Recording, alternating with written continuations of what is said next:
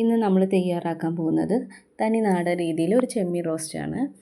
ഇതിലേക്ക് വേണ്ടത് ഒരു വലിയ സവാള, ഒരു മീഡിയം സൈസിലുള്ള തക്കാളി വേണം, പിന്നെ 2-3 പച്ചമുളക്.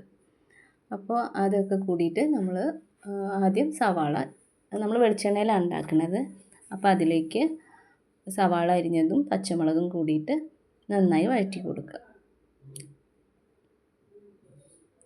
അത് ചെമ്മീൻ കുറച്ചുണ്ടായിരുന്നു, അത് വറക്കും ചെയ്തതാണത്. അതിലേക്ക് നമുക്ക് കുറച്ച് ഇഞ്ചി, വെളുത്തുള്ളി, പെരിഞ്ചീരകമൊക്കെ കൂടിയിട്ട് ചതച്ചിട്ട് അതിലിട്ട് കൊടുക്കുക കേട്ടോ. നന്നായിട്ട് ഇളക്കിയിട്ട് കുറച്ച് വേപ്പിൻ്റെ ഇല ഇട്ട് കൊടുക്കുക. ഇത് നമ്മൾ വർക്ക് ചെയ്യുന്ന അവിടുത്തെ കടപ്പുറത്ത് പോയിട്ട് മേടിച്ചത് നല്ല ഫ്രഷ് ചെമ്മീനായിരുന്നു. ഇപ്പോൾ ചെറുതാണ്, പക്ഷെ നന്നാക്കാൻ കുറച്ച് പാട് കിട്ടും. പക്ഷെ കറി വെച്ചാൽ നന്നായിരിക്കും. വെച്ച് കഴിഞ്ഞാൽ വലിയ ചെമ്മീനേക്കാളും ടേസ്റ്റ് ഈ കുഞ്ഞു ചെമ്മീനായിരിക്കും. നന്നാക്കാനുള്ളൊരു പ്രയാസം എന്ന് മാത്രമേ ഉള്ളൂ. ഇത് നമ്മൾ നന്നായിട്ട് വഴറ്റുക. അതിലേക്ക് നമ്മൾ തക്കാളി ആഡ് ചെയ്യുക. അത് നന്നായി ഇളക്കിയിട്ട് നമ്മൾ കുറച്ച് നേരം അടച്ച് വെച്ചിട്ട് വേവിക്കുകയാണ്. തീ നല്ല കൂട്ടി വെക്കേണ്ട, കുറച്ച് സിമ്മിലാക്കി വെച്ചാൽ മതി. എന്ന് വെച്ചാൽ ഉള്ളി പിന്നെ കരിഞ്ഞ പോലെ ആയിക്കഴിഞ്ഞാൽ നമ്മൾ മൊത്തം ടേസ്റ്റ് മാറും. അപ്പോൾ നന്നായിട്ട് വഴറ്റിയതിന് ശേഷം കുറച്ച് നേരം അടച്ച് വയ്ക്കുക. അതിലേക്ക് കുറച്ച് ഉപ്പ് ഇട്ട് കൊടുക്കുന്നുണ്ട്. നമ്മൾ സവാള വേഗം ഒന്ന് വഴഞ്ഞ് കിട്ടാൻ വേണ്ടിയിട്ട് കുറച്ച് ഉപ്പിടാം. അപ്പോൾ ഉപ്പിട്ടിട്ട് ഒന്ന് അടച്ച് വയ്ക്കുക കേട്ടോ.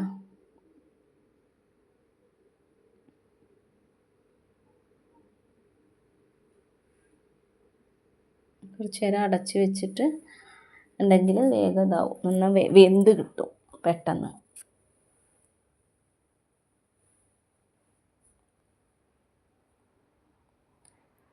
എല്ലാം വെന്തിട്ടുണ്ട്. ആ തക്കാളിയൊക്കെ നന്നായിട്ട് ഒന്ന് ഉടച്ച് കൊടുക്കുക.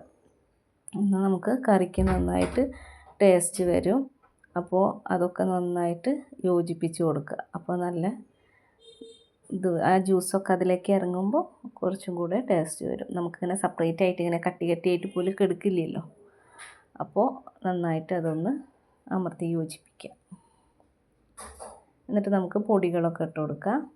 ഇതിലേക്ക് ഞാൻ ആഡ് ചെയ്തത് രണ്ട് സ്പൂണ് മുളക് പൊടി, അതേപോലെ 2 സ്പൂണ് മല്ലിപ്പൊടിയും, പിന്നെ 1/4 സ്പൂണ് മഞ്ഞൾപ്പൊടി, പിന്നെ 1/2 സ്പൂണ് കുരുമുളക് പൊടിയാണ് ഇട്ടത്. പിന്നെ ആവശ്യത്തിന് ഉപ്പ് ഇട്ട് കൊടുക്കാം. എന്നിട്ട് നന്നായിട്ട് വഴറ്റി കൊടുക്കുക. അതിൽ നമ്മൾ തീരെ വെള്ളം ആഡ് ചെയ്യുന്നില്ല കേട്ടോ. ഇത് വെളിച്ചെണ്ണയിലാണ് ഉണ്ടാക്കുന്നത്, അപ്പോൾ ടേസ്റ്റ് കൂടും. അപ്പോൾ പരമാവധി വെളിച്ചെണ്ണയിൽ ചെയ്യാൻ നോക്കുക. നന്നായിട്ട് ഇളക്കി കൊടുക്കുക. മസാലകളൊക്കെ ഒന്ന് ചൂടായി വരുമ്പോൾ നല്ല സ്മെല്ല് വരും. അപ്പോൾ നന്നായിട്ട് ഇളക്കി കൊടുക്കുക. അതിന് ശേഷം വേണം നമ്മൾ ചെമ്മീൻ ഇട്ട് കൊടുക്കുക കേട്ടോ. അപ്പോൾ തീ എപ്പോഴും നല്ല ഹൈ ഫ്ലെയിമിൽ വെക്കാതെ സിമ്മിലാക്കാൻ ശ്രമിക്കുക.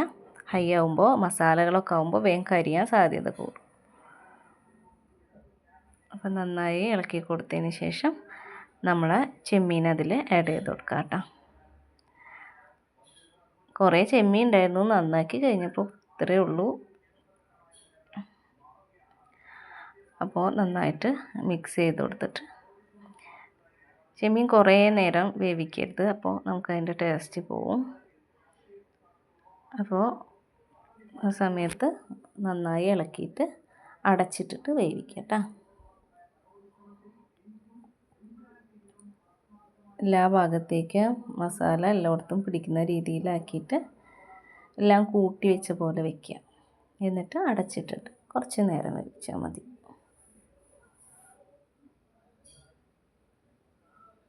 അതിൻ്റെ അടുത്തേക്ക് ഞാൻ കുറച്ച് വേപ്പില ഇട്ട് കൊടുക്കുന്നുണ്ട് കേട്ടോ. എന്ന് വെച്ചാൽ വേപ്പില ഇട്ടിട്ട് നമ്മൾ ഇളക്കി കൊടുക്കാതെ വേപ്പില അതിൻ്റെ മേലെ ഇട്ട് കൊടുത്തിട്ട് കുറച്ച് നേരം ഒന്നും കൂടി ഒന്ന് അടച്ച് വയ്ക്കുക. അപ്പോൾ ആ വേപ്പിലയുടെ ഫ്ലേവർ നമ്മളതിലേക്ക് നന്നായിട്ട് കിട്ടും.